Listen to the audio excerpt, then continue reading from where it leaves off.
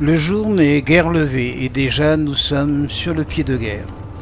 Il est 4 heures du matin et notre minibus nous amène d'abord à Havanos où nous allons prendre un bon petit déjeuner avant de nous diriger par des chemins étroits et tortueux vers le site d'où doit décoller notre appareil. Petite promenade matinale aux accents d'inconnus et c'est soudain dans le halo de notre véhicule que nous découvrons les silhouettes mouvantes et l'objet de notre curiosité, une montgolfière. Chaque jour, à l'aube, au nord de Gorem, se déroule un étrange ballet. Une noria de 4x4 tractant de curieuses remorques se disperse dans les champs et dépose un encombrant matériel. Enveloppes, nacelles, ventilateurs, brûleurs et bouteilles de gaz. Cappadocia Balloons, créée il y a 20 ans, est la première compagnie privée de ballons en Turquie. Elle emploie aujourd'hui 10 pilotes très expérimentés.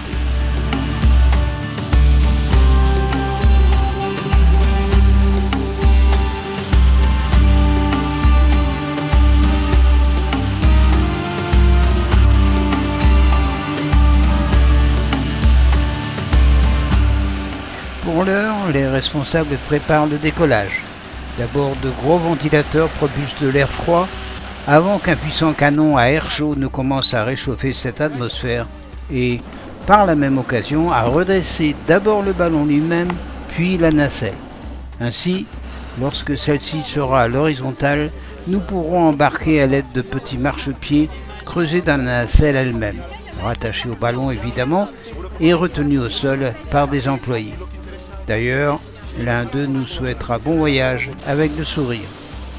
Toutes ces opérations sont des prémices d'une impressionnante expérience unique en son genre. Bien sûr un vol en montgolfière qui n'a rien de commun, mais surtout le survol d'une fantastique région. Et soudain, tout s'élève, nous quittons le sol. Ainsi, l'aventure commence.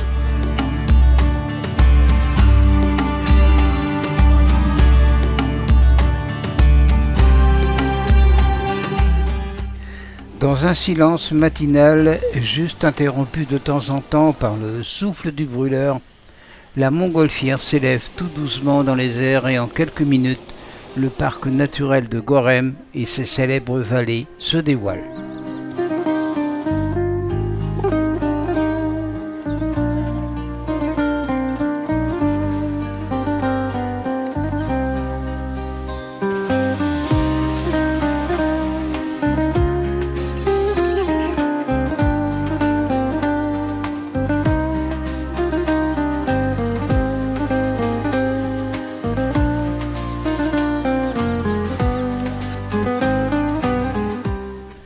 Au centre de l'Anatolie existe l'une des plus belles régions au monde, la Cappadoce.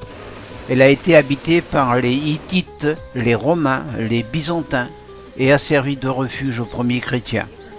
Les églises rupestres, les villes souterraines sont datées du IVe au XIe siècle.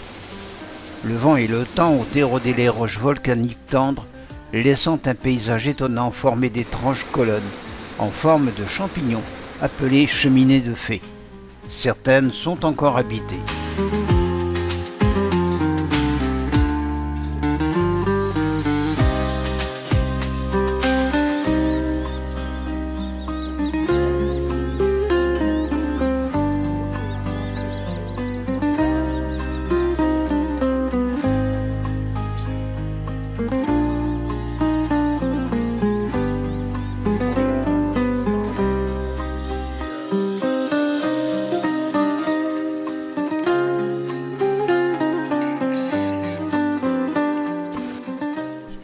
Selon les moments de la journée, les roches se teintent de rose, de jaune ou de blanc et ont ainsi donné leur nom aux vallées. La vallée blanche, la vallée rose ou encore la Love Valley et bien d'autres. Certaines roches, sculptées par l'érosion, ont pris d'étranges formes. On pourrait presque les toucher de la main. Les pilotes savent choisir, selon la direction du vent, les meilleures aires de lancement pour obtenir le temps de vol maximal et la meilleure trajectoire la plus intéressante pour les visiteurs.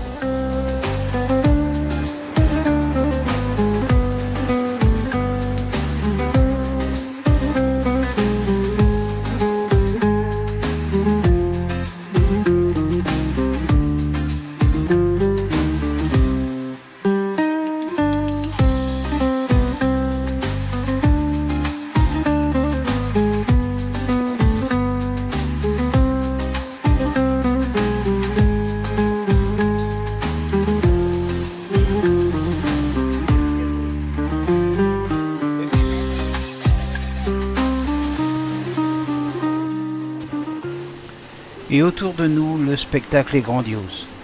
Pendant plus de 2 heures, nous allons survoler une féerie de paysages les uns plus majestueux que d'autres, frôler ces cheminées et d'autres pitons rocheux, découvrir la Cappadoce vue du ciel et nous ébahir devant tant de splendeur et de découverte.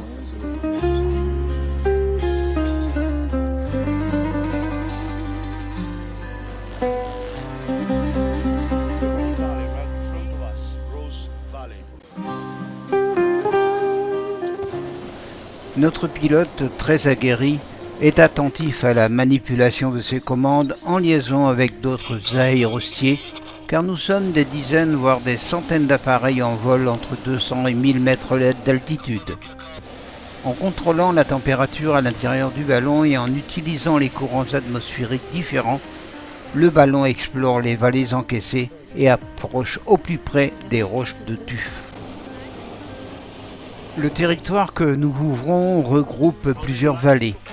La ville de Gorem résume peut-être le centre géographique de la Cappadoce. Alors, resituons-nous sur une carte. L'objectif de ce matin, assister au lever du soleil. Alors, en attendant, un peu d'histoire. Les premières montgolfières ont été importées en 1989 afin de faire de la publicité pour un établissement hôtelier de la région. Les pilotes ont ensuite fait un partenariat avec la première entreprise commerciale de la Cappadoce, Omer Tosun. Aujourd'hui, il en existe plus de 25 avec près de 200 montgolfières. Il faut également ajouter que les premiers Jeux aériens mondiaux ont été tenus en 1997 en Cappadoce. S'en est suivi une période d'expansion de la montgolfière en 2000. Le festival de montgolfière de Turquie est un événement annuel qui se déroule dans cette magnifique région. Le festival a acquis une renommée mondiale comme l'un des événements les plus photogéniques attirant des aventuriers du monde entier. Et le miracle se produit.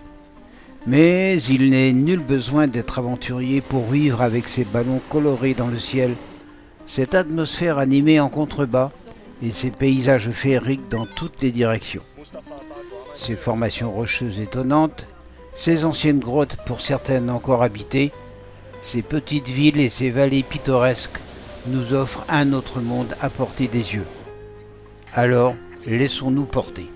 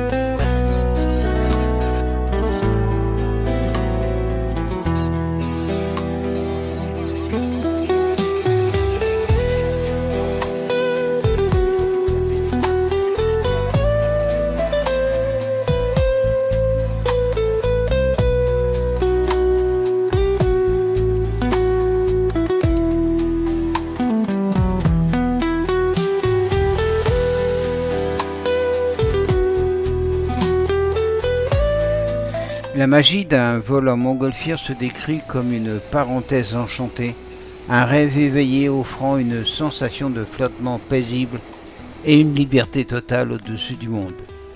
C'est une expérience sensorielle unique, marquée par un silence absolu, rompu seulement par le brûleur et malheureusement par des bavardages inutiles, et une vue panoramique imprenable qui offre une perspective de plénitude.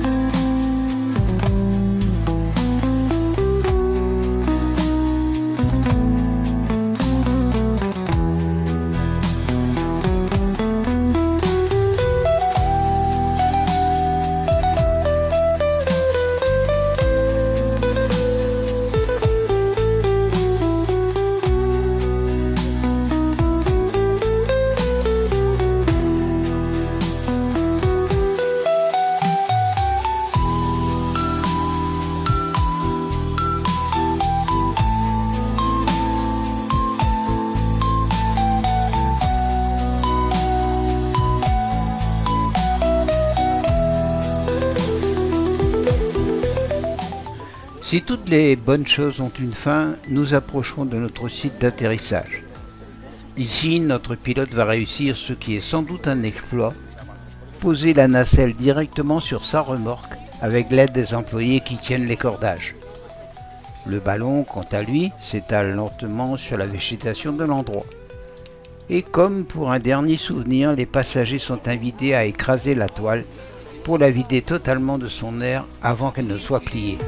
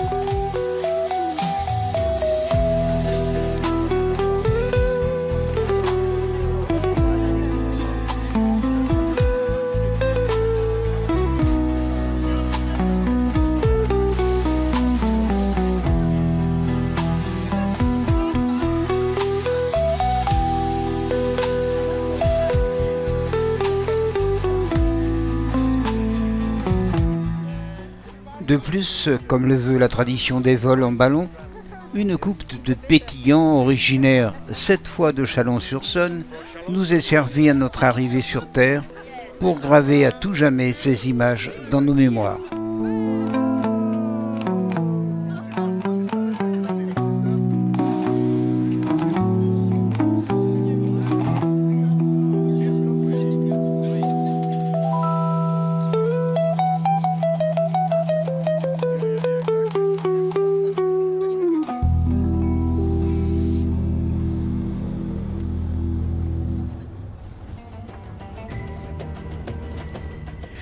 Il est proche de 9 h du matin lorsque nous reprenons notre bus. Les conditions atmosphériques des jours précédents ont quelque peu modifié l'ordre de nos visites, mais nous allons nous diriger vers le sud-ouest de la Turquie, car Konya, Denizli, Selçuk sont au programme à plus de 300 km.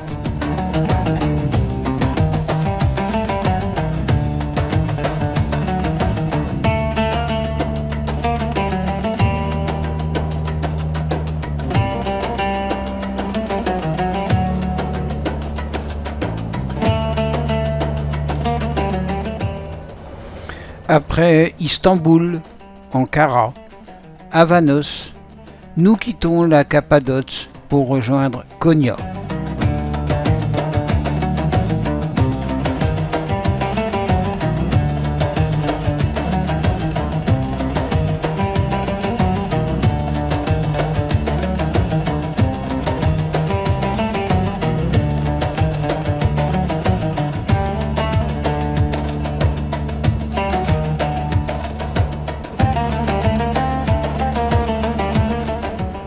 Bien sûr, les paysages changent et notre itinéraire nous fait traverser les plaines turques. Les traces des dernières moissons sont encore visibles et les travaux de l'automne sont en cours.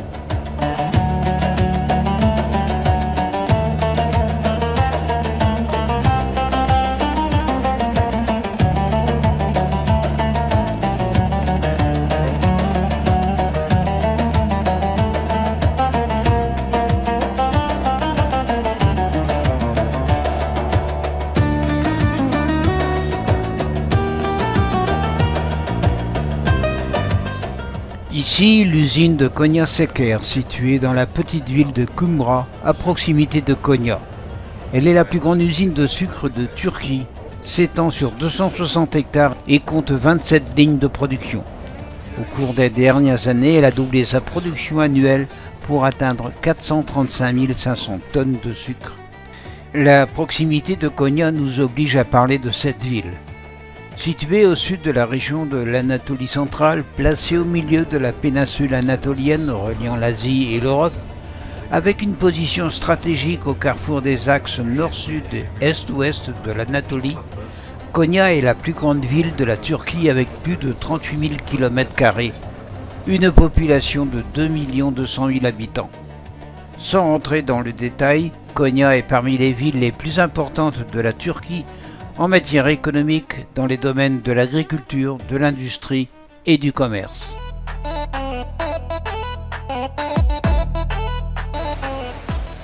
La cible de cette fin de matinée est le musée Mevlana, situé dans le quartier de Karaté à Konya. Il a ouvert ses portes au public en 1926 après la proclamation de la République sous le nom de Musée des Antiquités de Konya, puis rebaptisé Musée de Mevlana en 1954. Il s'agit du mausolée de Rumi, l'autre nom de Mevlana, un mystique soufi persan. C'est aussi la loge des derviches de l'ordre Mevlevi, plus connu sous le nom des derviches tourneurs. Le sultan Seljoukide, qui avait invité Mevlana à Konya, offre sa roseraie comme lieu approprié pour enterrer le père de Rumi lorsqu'il meurt le 12 janvier 1231. Quand Mevlana meurt le 17 décembre 1273, il est enterré à côté de son père. Le successeur de Mevlana décide de construire un mausolée sur la tombe de son maître. La construction Seljoukide, achevée en 1274, est aussi appelée Dôme vert et repose sur 4 piliers massifs qui deviennent l'élément central du musée. Pour plus de compréhension, les Seldjoukides sont les membres d'une dynastie turcique qui a émigré du Turkestan vers le Moyen-Orient afin de régner sur l'Iran, puis sur un vaste domaine avec l'Irak actuel et l'Anatolie orientale entre le XIe siècle et le XIIIe siècle. Leur empire comprenait l'Anatolie, le Levant, le Moyen-Orient ainsi que la Perse. Malheureusement, nous n'avons pas pu filmer l'intérieur et nous avons dû nous contenter des beautés de la roseraie et de ses alentours.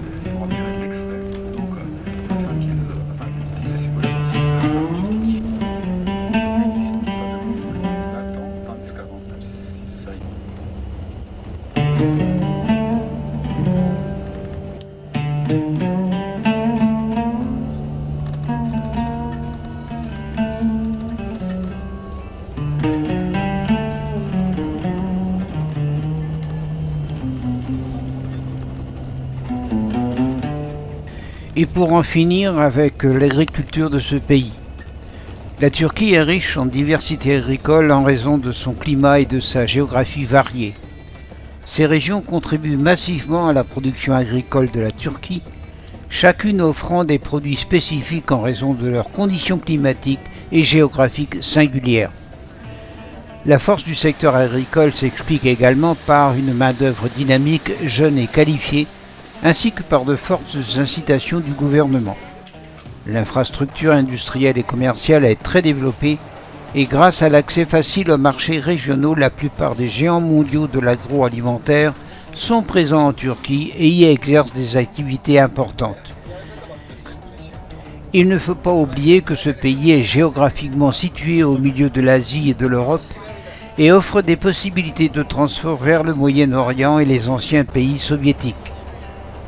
Elle est également un énorme marché avec une population de plus de 80 millions d'habitants et est considérée comme l'un des principaux pays dans le secteur de l'agriculture.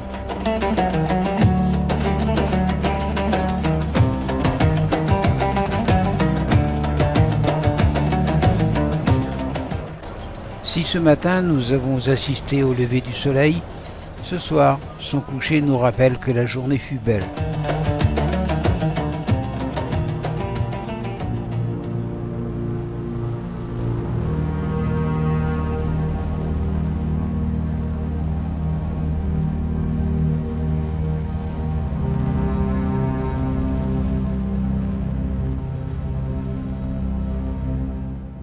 Ce matin, direction Pamukkale.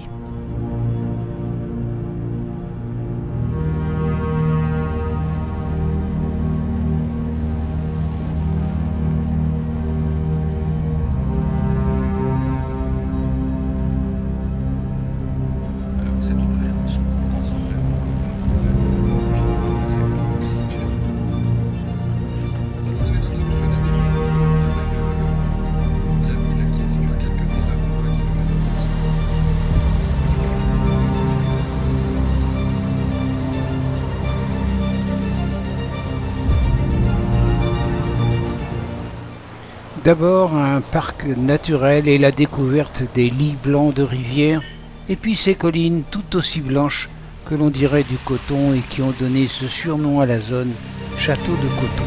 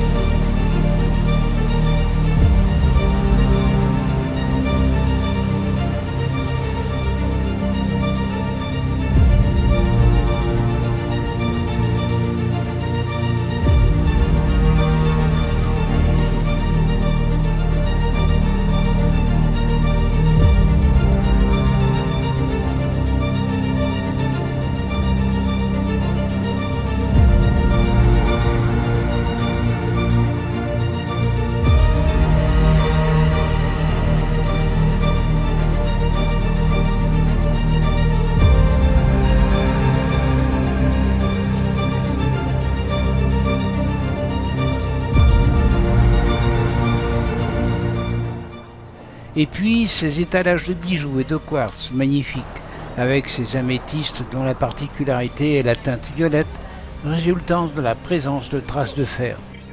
Elles ne proviennent pas de ce site, mais plutôt probablement des mines du nord de la Turquie ou d'ailleurs.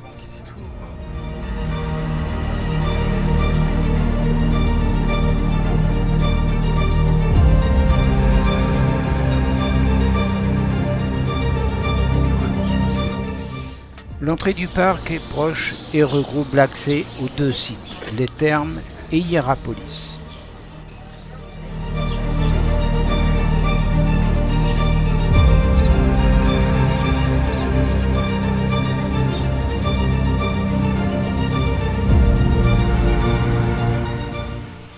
Les majestueuses sources thermales de Pamukkale sont de véritables trésors naturels et historiques.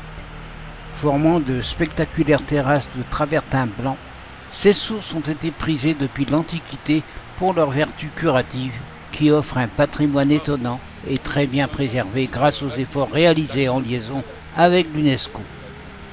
Pamukkale se caractérise par ses piscines, son eau chaude bouillonnante, ses balades à travers les montagnes, recouvertes d'une surprenante couche blanche qui en fait une curiosité géologique unique. Ces eaux sont en fait chargées de minéraux divers qui ont creusé dans la terre des bassins circulaires par dizaines en raison de la forte présence de calcaire.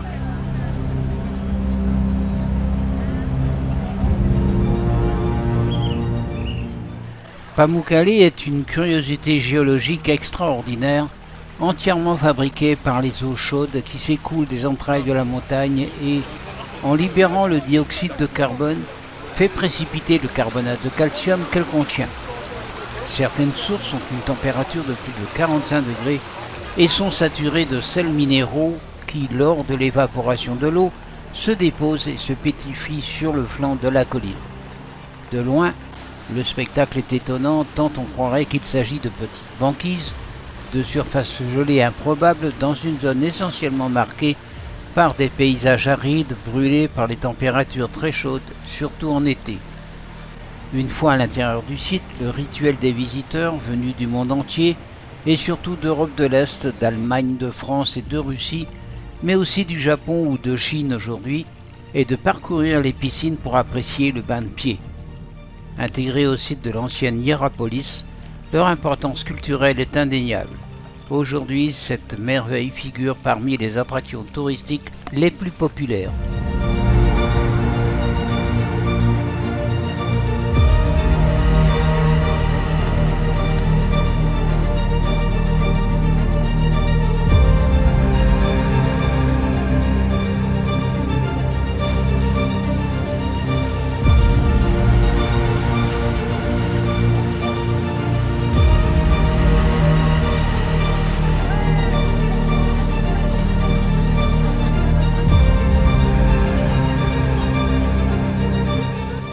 Ce qui est appréciable, c'est que le site naturel de Pamukkale se conjugue à l'ancienne ville grecque puis romaine d'Hiérapolis.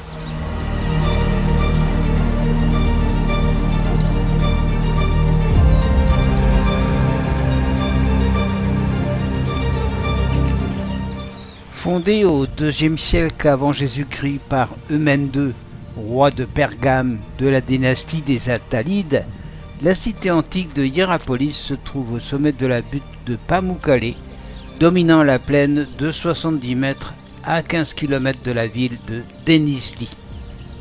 En l'an 133 avant Jésus-Christ, la cité, avec le royaume de Pergame, passa sous autorité romaine. C'est donc par les Romains que la plupart des bâtiments furent édifiés après la destruction complète de la ville par un violent séisme en l'an 60 de notre ère.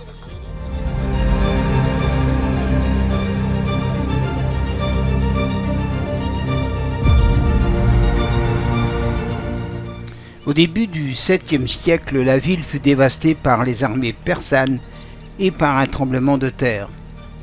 Le déclin de Hiérapolis se produisit surtout au XIIe siècle. Les Seldjoukides du sultanat de Konya en prirent le contrôle. Puis, en 1190, elle fut conquise par les croisés conduits par Frédéric Barberousse. La cité fut complètement abandonnée à la fin du XIVe siècle et un nouveau tremblement de terre acheva de la détruire en 1554. La cité antique de Hiérapolis atteste le rayonnement de la présence hellénistique, puis romaine en Asie mineure, marquant en même temps la maîtrise de l'exploitation de l'eau. Dédiée à Apollon, elle est inscrite en 1988 conjointement avec Pamukkale sur la liste du patrimoine mondial de l'UNESCO.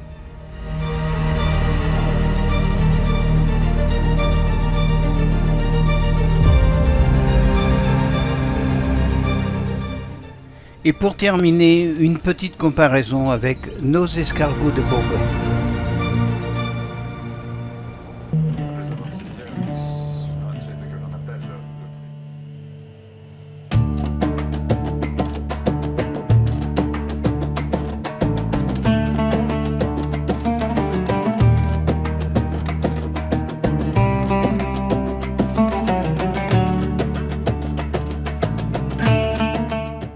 Nous nous dirigeons vers Idin en passant par Denizli. Les paysages ont sensiblement changé et après la Cappadoce, la nature est redevenue bien plus sage.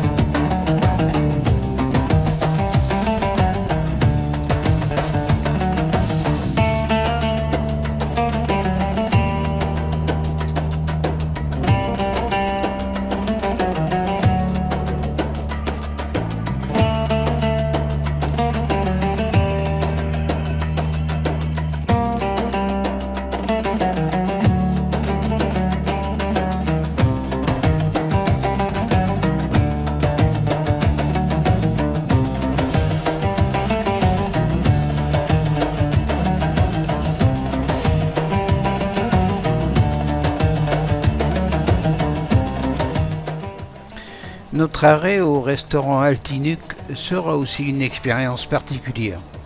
Considéré comme un excellent établissement, nous y serons accueillis très agréablement et j'aurai le privilège de pouvoir accéder aux cuisines.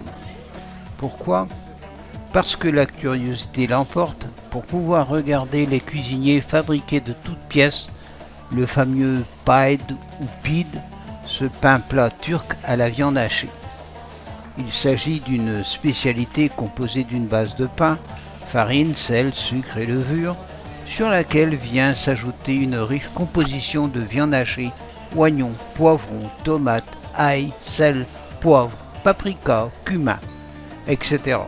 Il suffit de voir le sourire du chef cuisinier, toc à liseré rouge, pour comprendre sa satisfaction d'être parfois, à juste titre certainement, mis à l'honneur.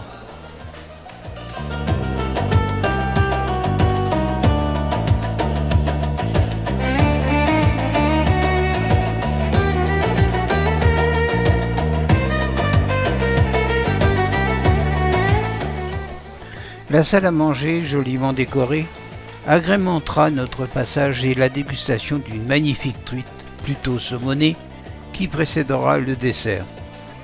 Un guitariste en quête de quelques subsides tentera, sans doute en vain, d'adoucir quelques âmes sensibles.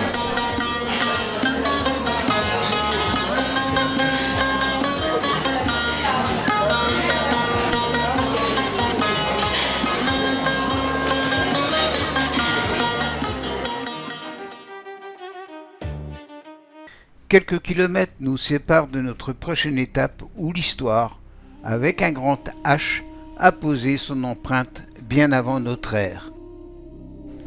Nous arrivons en effet à Aphrodisias, cité antique de Carie, en Asie mineure.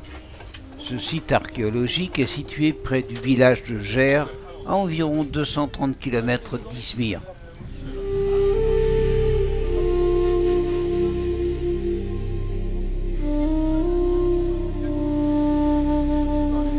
De la ville, on va y aller ensemble, bien entendu. Et Aphrodite, elle est purement la déesse de beauté. Et suivant donc les explications, c'est que peut-être elle est venue au monde à Delos, au niveau de Delos, bien à Chypre. Ça, on ne le sait pas très bien. Et de toute façon, vous avez également ce temple. Mais là, Cependant, il existe de nombreux temples dédiés à Aphrodite dans le monde, en Grèce, à Chypre, etc. Mais celui-ci constitue l'un des complexes romains les mieux conservés au monde. Les rues de la cité s'organisent autour de grandes structures municipales, notamment temples, théâtres, agoras et thermes, alors que la richesse de la ville provient des carrières de marbre et de l'art produit par les sculpteurs.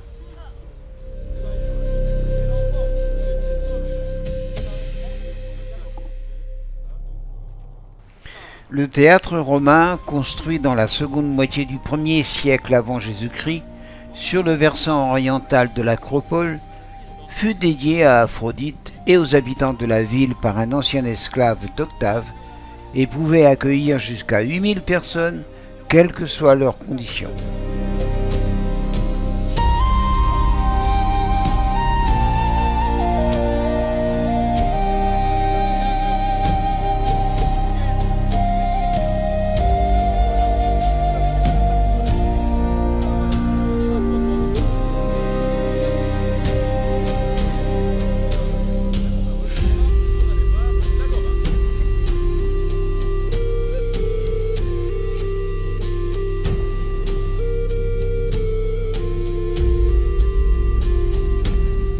Aphrodisias doit son nom au culte dont Aphrodite faisait l'objet dans l'immense sanctuaire de la ville.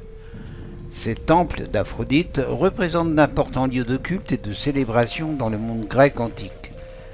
Ils mettent en valeur le respect et l'adoration que les Grecs avaient pour la déesse et son influence sur leur culture, leur art et leurs pratiques religieuses.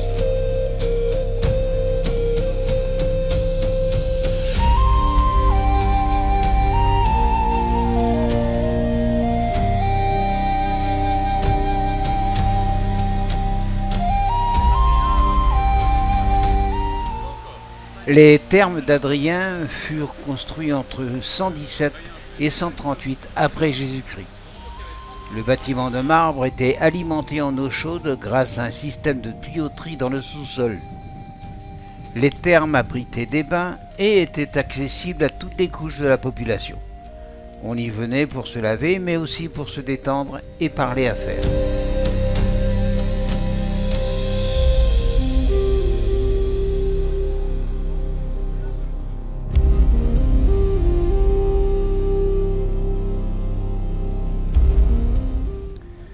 Déesse de l'amour dans le sens le plus large et de la beauté, mais aussi du plaisir et de la procréation, de la séduction et encore de la fécondité dans la mythologie grecque, elle a été présentée dans l'art occidental comme un symbole de la beauté féminine, où elle apparaît dans de nombreuses œuvres artistiques depuis la Renaissance jusqu'à nos jours.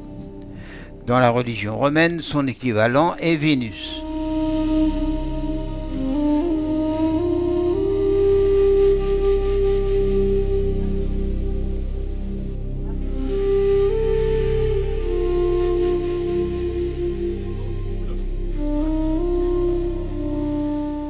L'Odéon que nous voyons ici était une petite salle de spectacle utilisée pour des concerts et réunions civiques.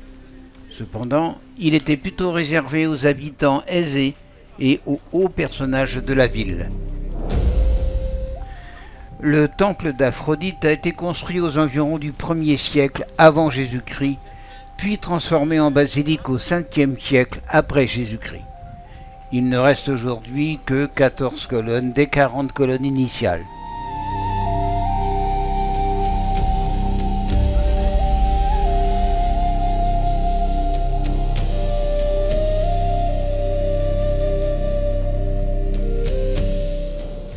Situé au nord de la ville, le stade est probablement le mieux conservé et le plus grand de son genre en Méditerranée.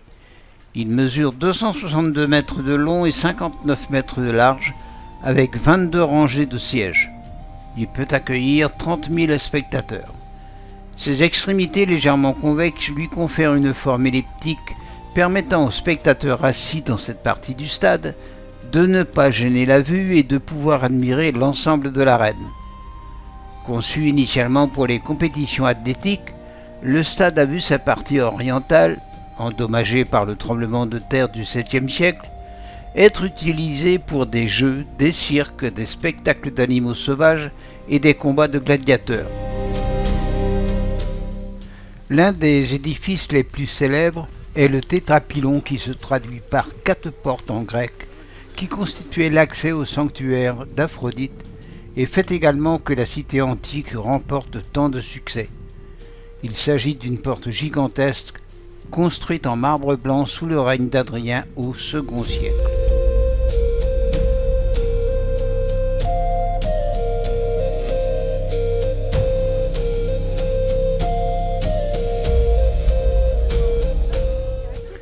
Bien que les sources soient confuses, ici se sont mêlées probablement les vies d'Achille, la guerre de Troie et même l'épopée de César.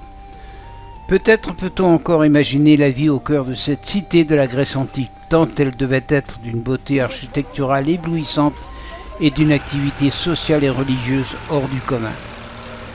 Néanmoins, la complexité et l'enchevêtrement des civilisations qui ont pratiqué ce site, sa quasi récente découverte en 1961, annonce naturellement une difficulté supplémentaire à le commenter. Lorsque les premiers experts arrivèrent, le site était recouvert par un village. Ils ont retrouvé quelques fragments de statues et des sarcophages encastrés dans les murs des maisons ou servant d'enclos pour les chèvres.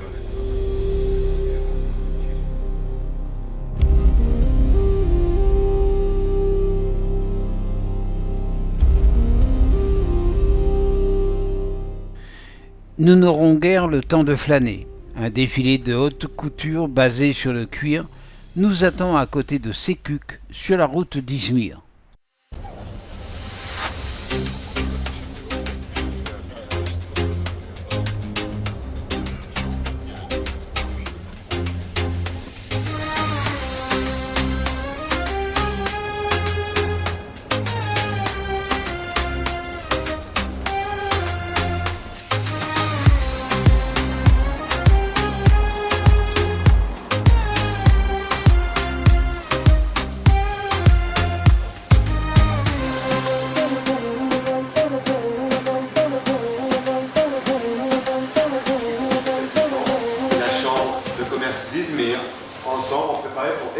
exporter l'année prochaine, en général dans des pays comme les vôtres.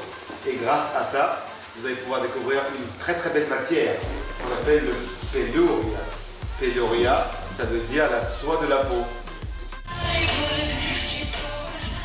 La Turquie est depuis longtemps reconnue comme l'un des principaux producteurs de cuir au monde, et ce, à juste titre.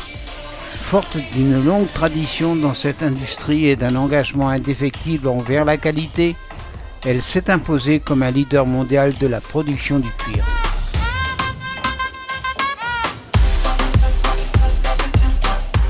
L'un des principaux atouts de la Turquie dans la production de cuir réside dans son accès à d'abondantes matières premières. Le pays possède un cheptel important, composé notamment de bovins, d'ovins et de caprins, qui assure un approvisionnement constant en peaux de haute qualité. Ces peaux sont soigneusement sélectionnées et transformées afin de garantir un cuir d'une qualité optimale.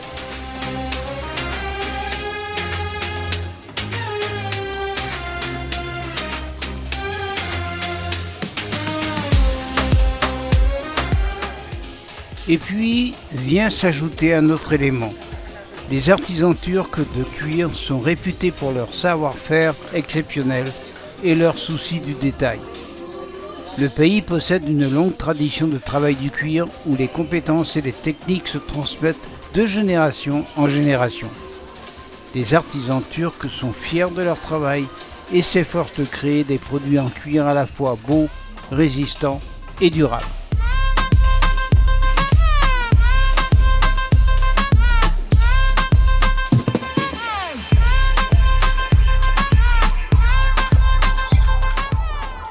La Turquie a investi massivement dans les technologies de tannage de pointe, essentielles à la production de cuir de haute qualité.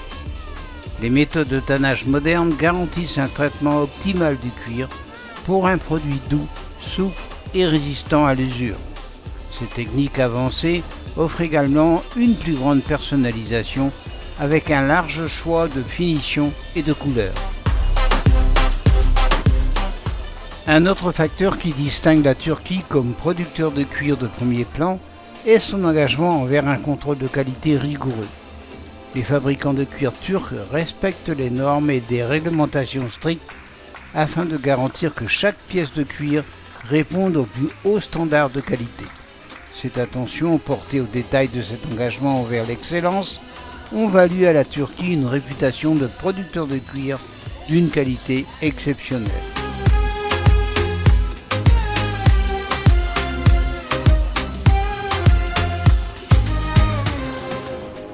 Le succès de la Turquie dans l'industrie du cuir s'explique également par la demande mondiale pour ses produits.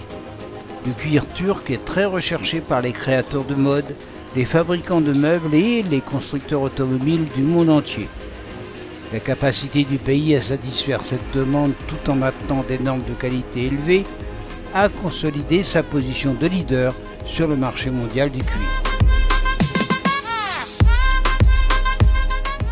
En conclusion, grâce à ses abondantes matières premières, son savoir-faire artisanal, ses techniques de tannage de pointe, son contrôle qualité rigoureux et la demande mondiale, la Turquie s'est légitimement imposée comme l'un des meilleurs producteurs de cuir au monde. Son attachement à l'excellence et à la tradition, conjugué à sa capacité d'adaptation aux évolutions du marché, garantit que le cuir turc restera très prisé et recherché encore pendant de nombreuses années.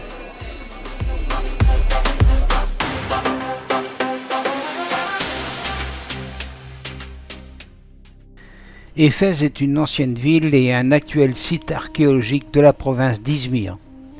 Au cours de son histoire plurimillénaire, elle a été l'une des plus importantes cités grecques d'Asie mineure, la première et l'une des plus anciennes de l'Ionie. C'est là que nous allons. Cette ville de la Grèce antique, fondée au Xe siècle avant Jésus-Christ par des colons grecs attiques et ioniens, est à 3 km au sud-ouest de l'actuel Selçuk. Elle était située directement sur la mer dans les temps anciens, à l'embouchure du fleuve Caïstre. En raison de la sédimentation et des changements climatiques et sismiques, le littoral s'est déplacé vers l'ouest au fil du temps, si bien que les vestiges de la ville se trouvent désormais à plusieurs kilomètres à l'intérieur des terres.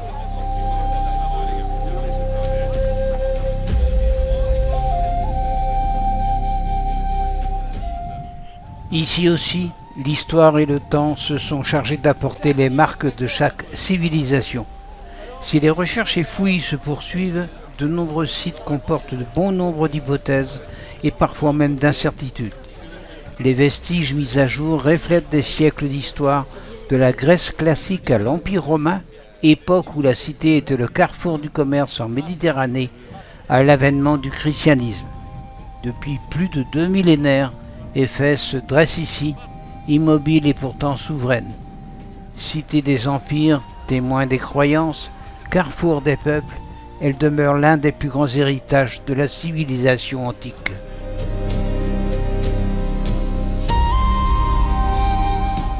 Ici, nous sommes au Bouleterion. Adossé à une colline, il a la forme d'un petit théâtre avec ses gradins et la scène. Il fut construit au IIe siècle après Jésus-Christ. Il pouvait accueillir 1400 personnes. Recouvert d'un toit à charpente de bois, il était utilisé pour les concerts et pour les réunions de l'une des 2 assemblées de la ville, la Boulée, composée de 300 représentants de la cité. En foulant ces dalles, nous pénétrons dans une ville qui fut l'une des plus puissantes de l'Orient romain. Ici, la grandeur n'était pas un mot. Elle était une réalité quotidienne. Les processions, les cérémonies, les échanges, tout témoignait de la vitalité d'une cité au rayonnement incomparable. Le Prytanée était le foyer et la maison de la cité-État, où se trouvait le feu sacré qui ne s'éteignait jamais. Le monument de Caius Memmius est un hommage des citoyens romains au petit-fils du général Sylla, vainqueur de Mithridate. Les bas-reliefs retrouvés ont été replacés sur les ruines du monument et représentent de jeunes Romains.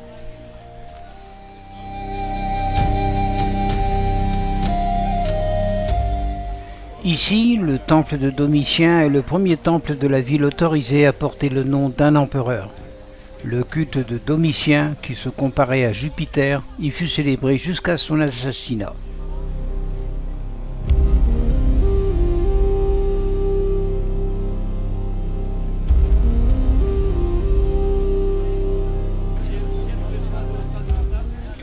La rue des Courettes, colonne vertébrale d'Éphèse, guidait les pas des citoyens vers les lieux du savoir, du culte et du pouvoir.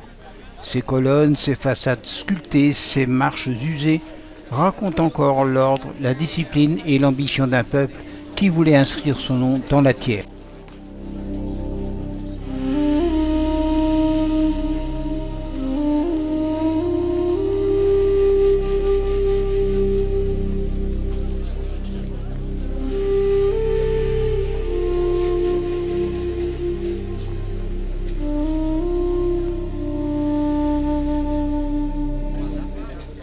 Cette fontaine monumentale fut édifiée entre 102 et 114 après Jésus-Christ en l'honneur de l'Artémis d'Éphèse et de l'empereur Trajan. 4 colonnes ont été remontées. Elles comportaient un grand bassin rectangulaire de 20 mètres sur 10 entouré sur 3 côtés par des façades de 2 étages, décorées de statues et de colonnes.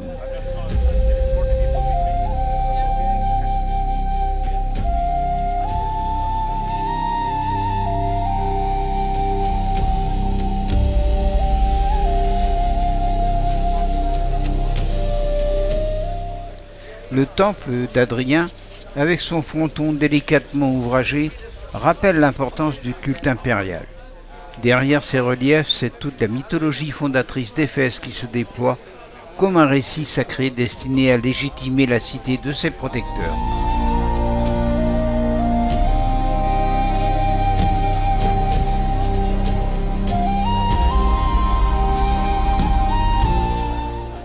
La maison des Plaisirs se trouvait à l'angle de la rue du Marbre et de la rue des Curettes. L'édifice à péristyle appartenait au même bloc que les sternes de Clostastichia et les latrines. La salle de bain était dotée d'arrivées d'eau froide et d'eau chaude.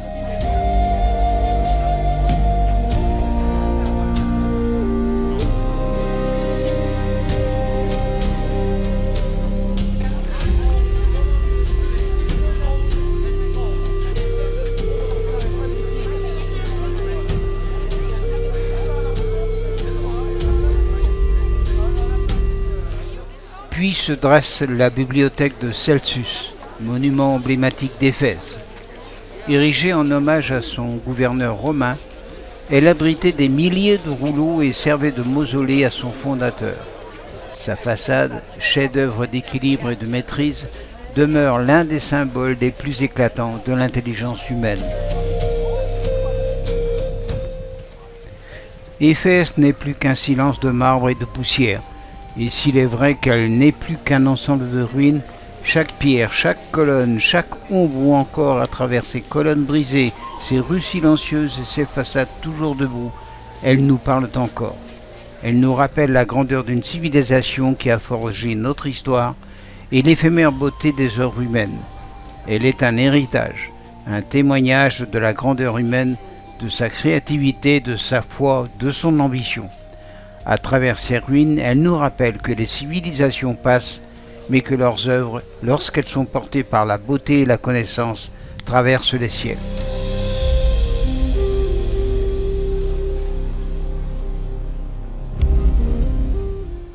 Cette statue représente l'image cultuelle du temple d'Artémis.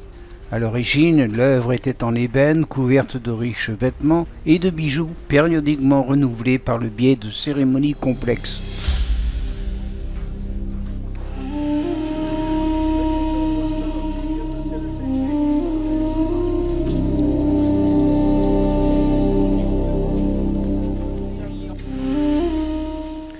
Dans les maisons en terrasse, le raffinement atteint son apogée. Fresques, mosaïques, marbre et chauffage. Ces demeures témoignent du rang social de leurs occupants, mais aussi de l'exigence esthétique d'une élite qui plaçait la beauté au cœur de son quotidien. Ici, le luxe n'était pas ostentatoire, il était une marque de civilisation.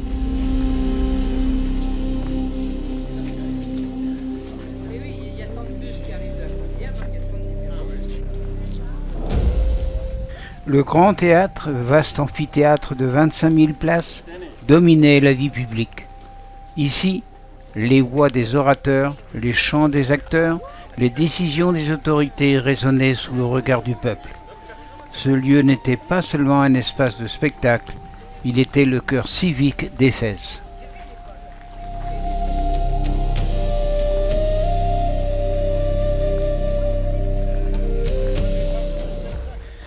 Pourtant, pendant que nous déjeunons quelque part près de Selkirk, il est nécessaire de parler d'un monument d'Éphèse qu'il serait malvenu d'oublier. Non loin d'ici se dressait la quatrième des 7 merveilles du monde antique, le temple d'Artémis. Dédié à cette déesse de la chasse et de la pureté, et jumelle d'Apollon, il a été achevé en 460 avant Jésus-Christ et mesurait 115 mètres de long et 55 mètres de large, construit entièrement en marbre. Il y avait 127 colonnes ioniques, chacune mesurant 18 mètres de haut. Centre spirituel majeur, il attirait pèlerins et souverains. Aujourd'hui, il ne subsiste que quelques pierres, mais son souvenir demeure imposant et indélébile.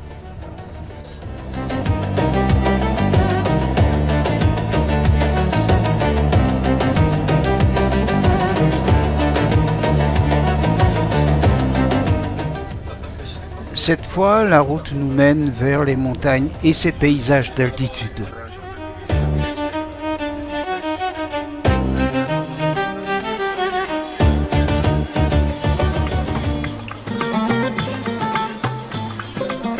Perché dans les collines verdoyantes de la province d'Izmir, à quelques kilomètres de Selkirk, Sirins est un ancien village grec qui semble suspendu dans le temps.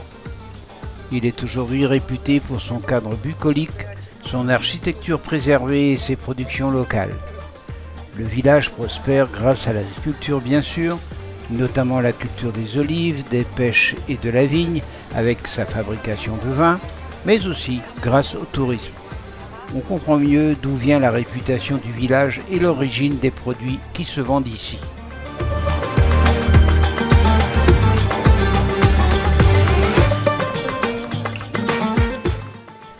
Le déclin de la cité d'Éphèse date du 7e-8e siècle, lorsque la mer s'est retirée, causant par la même occasion l'ensablement de ce qui fut un des plus grands ports de l'époque. Les Grecs abandonnèrent peu à peu la côte pour s'installer dans les montagnes, où ils vécurent jusqu'à la fin de la Première Guerre mondiale. L'Empire ottoman, grand perdant, fut réparti entre les forces alliées, Angleterre, France, Italie, Grèce, et c'est ainsi que la région d'Izmir fut attribuée à la Grèce. Mais les Turcs, menés par leur leader et fondateur de la Turquie moderne, Atatürk, réagirent pour reprendre leur territoire. Tous les Grecs orthodoxes furent forcés de quitter le pays. C'est ainsi que le village d'Éphèse dans les montagnes, peuplé de Grecs, est devenu Sirins, un village turc.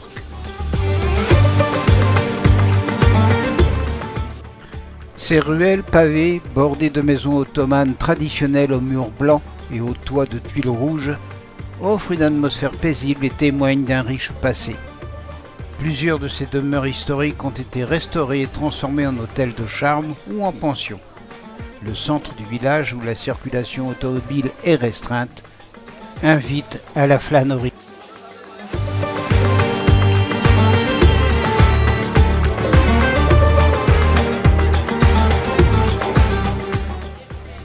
Enfin, une promenade dans le bazar central du village est incontournable. C'est un lieu animé où les habitants vendent leurs productions artisanales, des savons à l'huile d'olive au tissu brodé en passant par des confitures maison.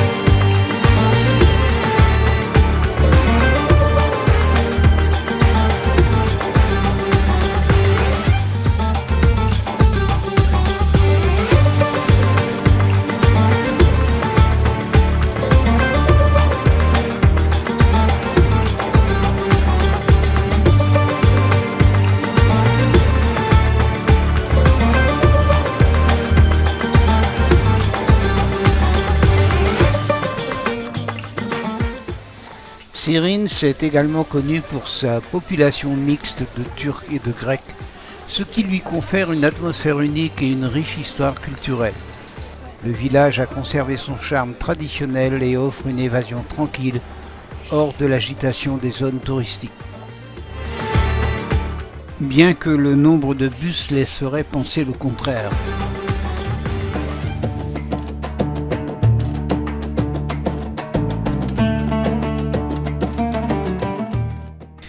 Les beaux paysages de montagne que nous traversons sur quelques kilomètres nous mènent sur un site particulier et inattendu.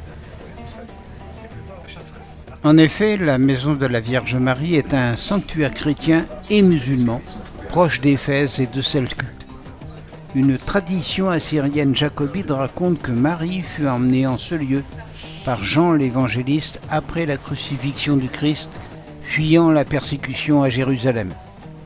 Jean lui fit construire une petite maison où Marie demeura jusqu'à son Assomption. La confrontation des données de l'archéologie et de la tradition syriaque permettent d'établir que ce sanctuaire, en fait une église byzantine du XIIIe siècle, tient de la légende, ce qui ne l'empêche pas d'être devenu un lieu de pèlerinage et de tourisme important. Pour autant, l'Église catholique romaine n'a jamais prononcé l'authenticité de la maison, faute de preuves scientifiquement acceptables. Et nous allons quitter la montagne pour une proche destination, celle d'une joaillerie dans la province d'Izmir, Galata.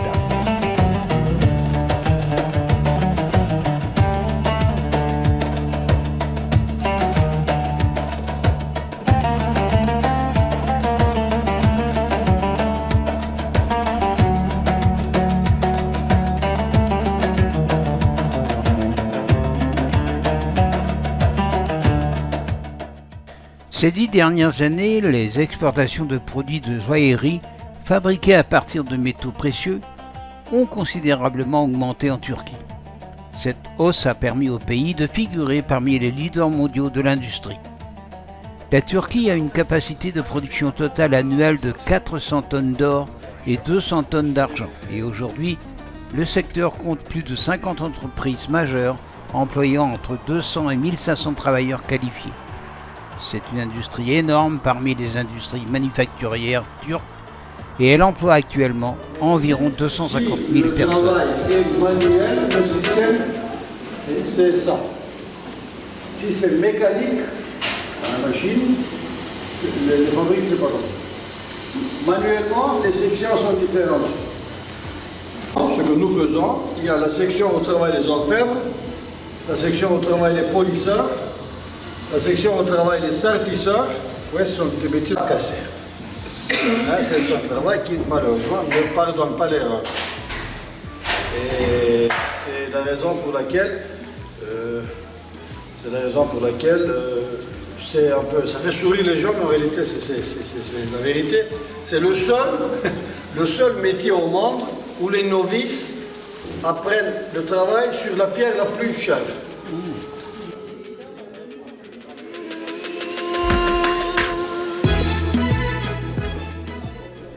Quant à l'entreprise Galata, voici comment elle se présente.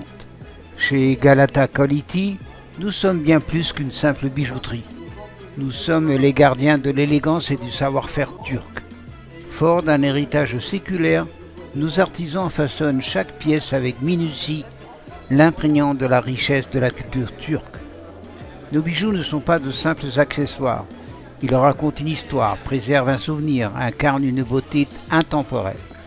Chaque pierre précieuse, chaque détail est choisi avec le plus grand soin afin de vous garantir l'excellence. Bienvenue chez Galata Quality où nous vous invitons à découvrir le charme du luxe turc et à apprécier l'art qui nous caractérise. Ainsi, l'Anatolie, où nous nous trouvons, est une région dans laquelle les bijoux sont produits depuis 5000 ans.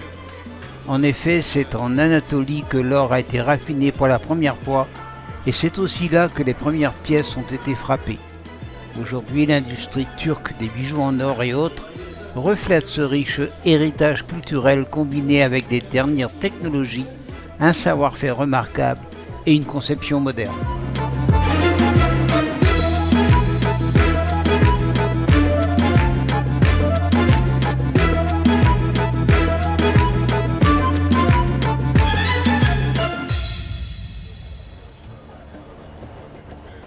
Cette fois, la route et ses 450 km vont nous sembler plus longs, mais ils nous permettront également d'apprécier la richesse des paysages, les structures urbaines et notamment le logement et sa densité, ou encore l'état du réseau routier et d'autres détails qui font le plaisir des voyages.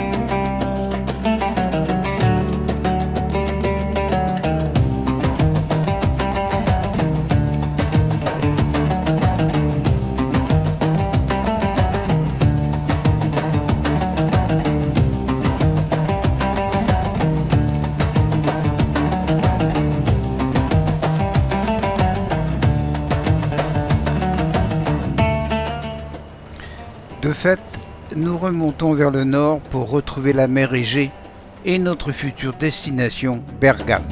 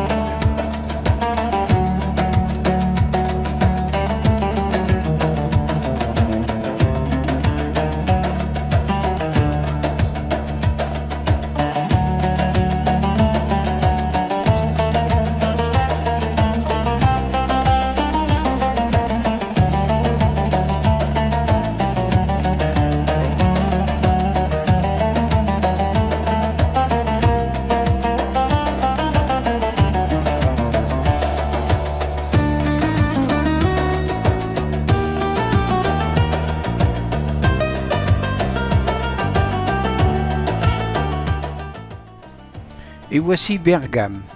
D'abord un déjeuner rapide au restaurant Caravan où nous sommes très agréablement accueillis, puis la traversée de la ville pour atteindre le pied du téléphérique.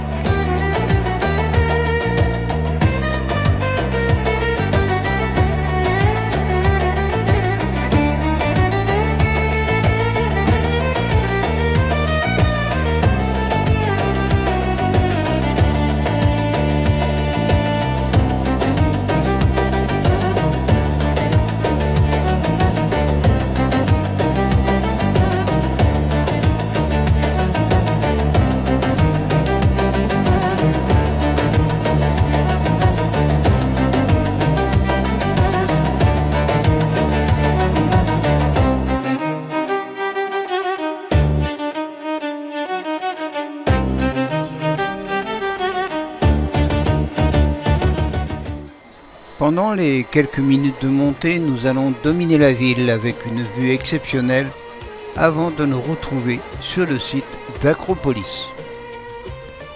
Ce site appartient à Pergame, appelé aujourd'hui Bergama. Il est très intéressant pour les amateurs de vestiges et d'antiquités. Pergame, qui signifie littéralement citadelle, est une ancienne ville d'Asie mineure en néolithe située au nord d'Izmir, à environ 25 km de la mer Égée. Ainsi, y retrouverons-nous quelques ensembles architecturaux similaires à ceux d'Aphrodis ou d'Éphèse. Acropolis, sur lequel nous nous trouvons, a son apogée au IIe siècle avant Jésus-Christ et émerge après la mort d'Alexandre le Grand. Construite sur une hauteur de 335 mètres, elle est à l'époque la superposition de trois villes réunies les unes aux autres par des escaliers avec des belvédères et des terrasses supportant des portiques à 2 étages. Globalement, dans la ville haute se trouvent les bâtiments administratifs, agora, palais, arsenal, bibliothèque, théâtre, et dans la ville moyenne, un magnifique gymnase et les temples. La ville basse constitue le centre commercial. Il faut rajouter que la ville était au centre d'un riche terroir agricole, blé, olivier, vignes, élevage. L'industrie y était diversifiée, parfums, draps, fins, parchemins. Sa bibliothèque, riche de 200 000 volumes, rivalisait avec celle d'Alexandrie, tandis que le palais royal renfermait un véritable musée de sculpture. Elle était fameuse pour son école de rhéteurs et ses ateliers de sculpteurs. Ses artistes dionysiaques en faisaient le principal foyer de l'art dramatique.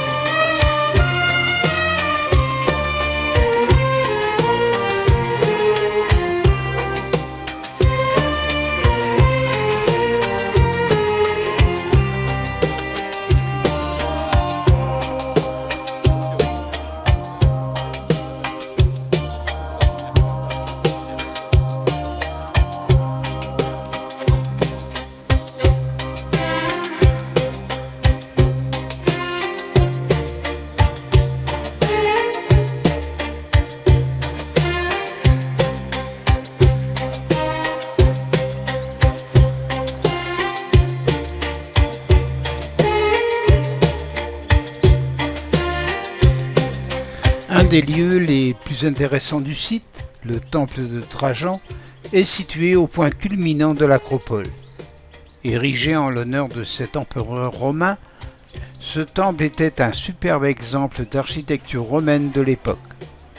Les vestiges restants permettent de bien s'imaginer l'envergure impressionnante qu'avait ce temple, avec ses colonnes et son fronton principal. Au nord, la zone était fermée par un haut bâtiment couvert, fermé à l'arrière par un mur plein et ouvert en façade par une colonnade, tandis que sur les côtés ouest et est, elle était entourée de simples murs de pierre de taille.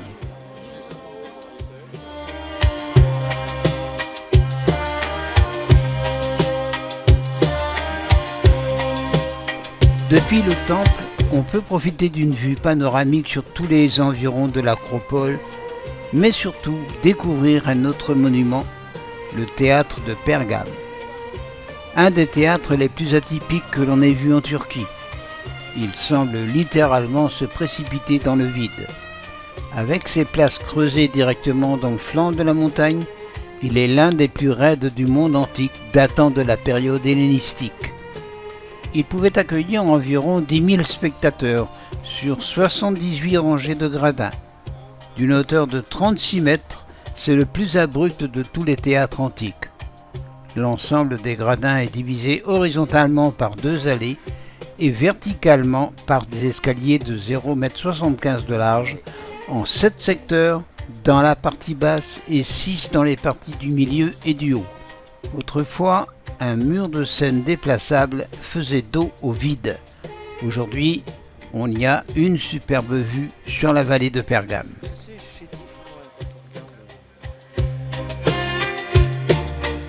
Au-dessous du théâtre s'étend une longue terrasse de près de 5000 m², reposant sur un haut mur de soutènement encadré par un portique où se trouvait le temple de Dionysos, dieu du vin et de la fête, à l'extrême nord.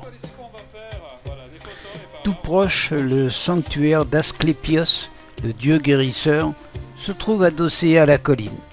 Les patients venaient s'y faire soigner sous les portiques d'incubation et d'autres bâtiments organisés autour d'une source sacrée et radioactive. Ils espéraient être visités dans leurs rêves par le dieu censé leur apporter la guérison.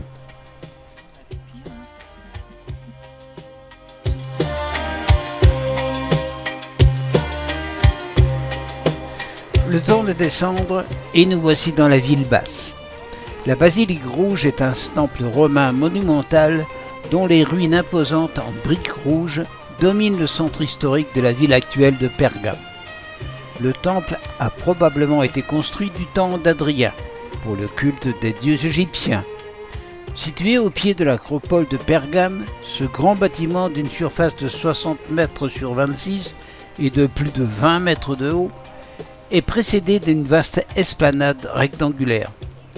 La superficie totale du complexe atteint environ 2650 m², ce qui en fait l'un des plus grands projets architecturaux de l'époque romaine en Asie mineure. Sous l'esplanade passe le Selinus, fleuve côtier qui arrose la ville de Pergame dans 2 tunnels d'environ 200 mètres de long, formés par la double voûte du pont romain de Pergame d'une largeur de 196 mètres, de loin le plus large des ponts connus de toute l'Antiquité, ce qui constitue un exploit technique. Une autre série de tunnels et de chambres se trouve sous le temple principal, le reliant aux rotondes latérales et donnant un accès privé à différentes zones du complexe. Ce temple a été converti par les Byzantins en une église chrétienne dédiée à Saint Jean, qui fut ensuite détruite et abandonnée. De nos jours, on peut visiter les ruines du temple principal et l'une des rotondes latérales, tandis que l'autre rotonde au nord est utilisée comme une petite mosquée.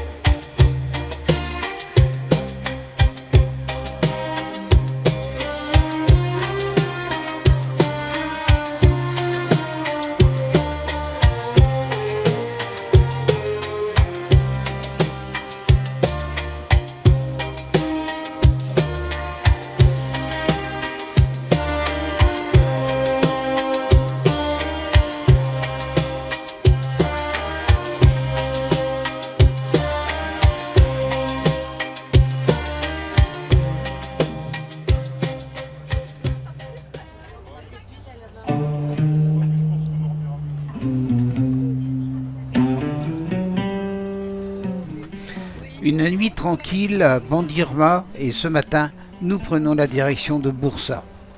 Et puisque nous y sommes, quelques petites explications sur le raki que nous a servi généreusement notre guide hier soir. Le raki est donc l'alcool national turc, un alcool anisé à 40-45 degrés qui ressemble au pastis ou à l'ouzo. Il est fabriqué à partir de fruits différents, raisins, figues ou prunes selon les différentes régions, sont les principaux ingrédients. Cette boisson, produite en Anatolie, a une histoire remontant à 300 ans dans le monde arabe, avec des liqueurs de fruits qui s'est propagée aux pays voisins.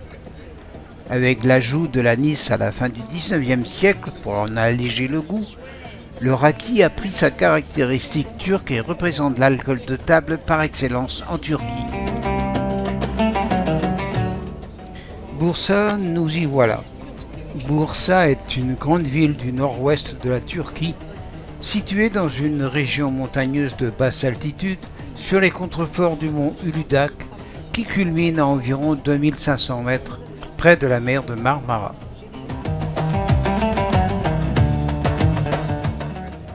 Surnommée Bursa la Verte en raison de ses nombreux parcs et arbres ainsi que de l'impressionnant décor formé par les montagnes environnantes, c'est une ville thermale très fréquentée de tout temps et fut aussi, à l'époque classique ottomane, le grand centre de production de soieries de luxe grâce à l'acclimatation de la culture du mûrier, et c'est aujourd'hui une ville-musée qui compte près de 300 monuments historiques.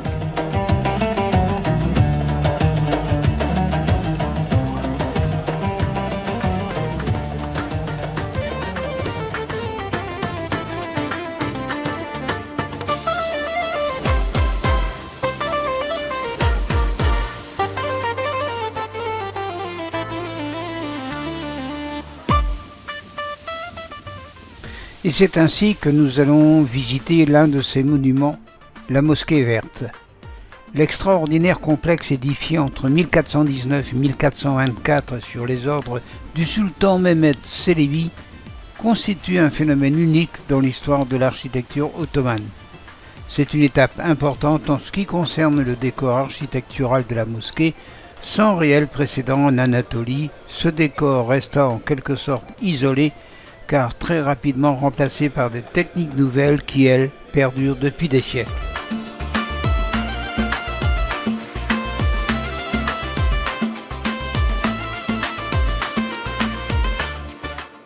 À sa mort, le sultan Mehmed Ier a été inhumé dans un édifice annexe appelé Mausolée vert, commandé par son fils et successeur Mourad II. La construction du tombeau a été achevée en 1421 et une inscription calligraphique dans la loge du sultan indique que la décoration a été achevée en 1424 par un groupe d'artisans appelés les Maîtres de Tabriz. Tabriz était un centre artistique et culturel important de l'ouest de l'Iran, apportant à Bursa l'influence timouride. Il aurait également amené des maîtres et des hommes compétents de pays étrangers pour aider à la construction de la mosquée.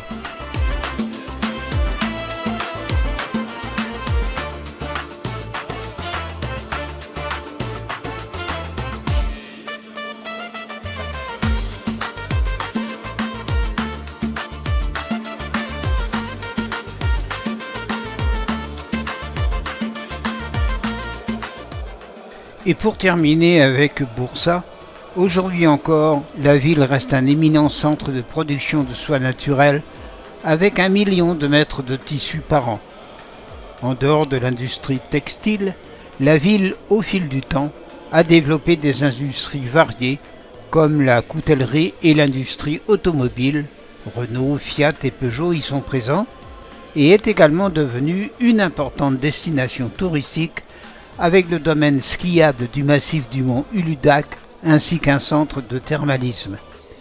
Bursa est l'une des belles villes turques qui attire l'attention en raison de la beauté urbaine de ses quartiers, de ses monuments, de sa nature pittoresque ou encore de la valeur historique de ses monuments et sites touristiques. Elle jouit d'une situation stratégique entre la capitale politique Ankara et la capitale économique Istanbul.